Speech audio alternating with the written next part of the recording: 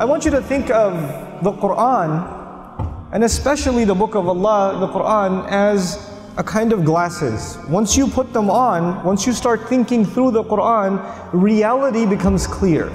Like you start seeing things in a different light, that you did not see them in the same way before. Okay?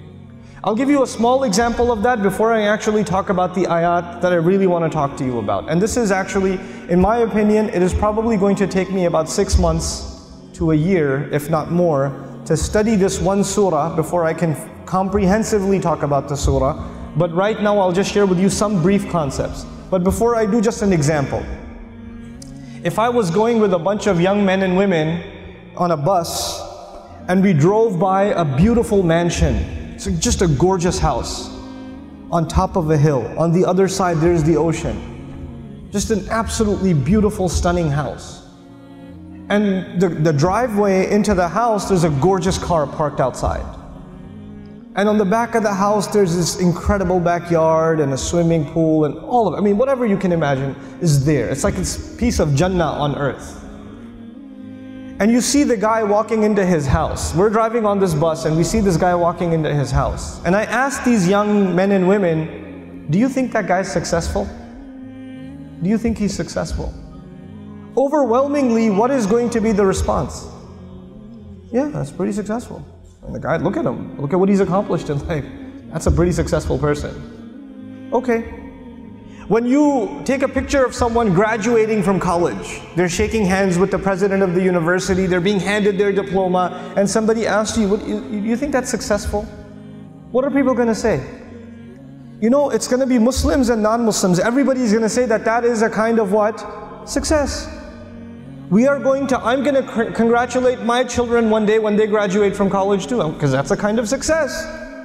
When somebody gets a job, is that a kind of success? Sure.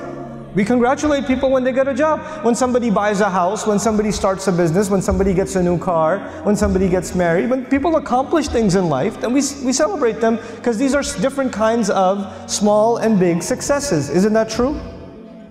So the bus keeps driving, and we see a man, a homeless man, who's living in a cardboard box on the street. And he looks like he's wearing clothes from a couple of years. And you don't want to go close to him because of the smell. And I ask my students, do you think that guy's successful? What do they say? I say, he's not successful.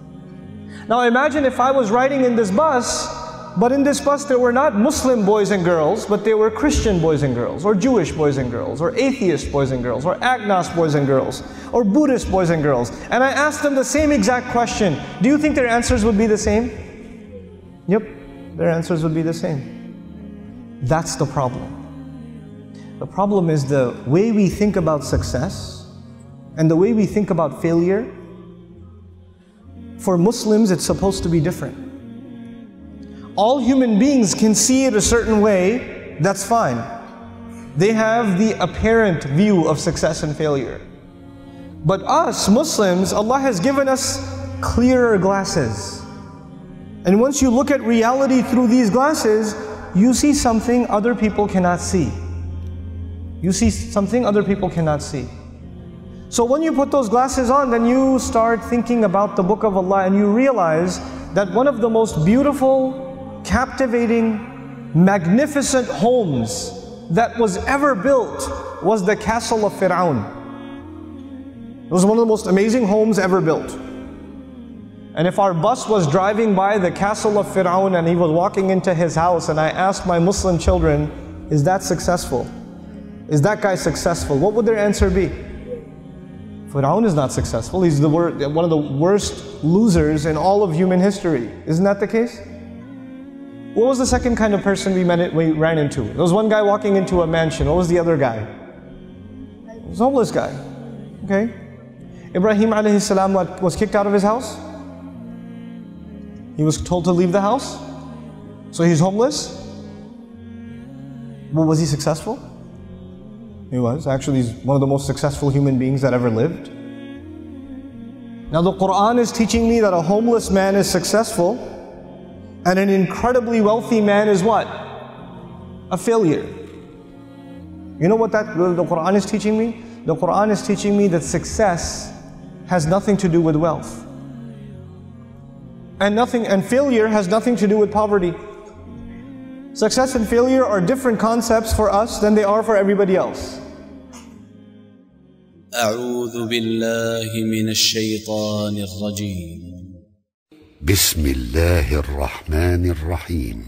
قد أفلح المؤمنون الذين هم في صلاتهم خاشعون والذين هم عن اللغو معرضون والذين هم للزكاة فاعلون والذين هم لفروجهم حافظون إلا على أزواجهم أو ما ملكت أيمانهم فإنهم غير ملومين فمن ابتغى وراء ذلك فأولئك هم العادون والذين هم لأماناتهم وعهدهم راعون والذين هم على صلواتهم يحافظون أولئك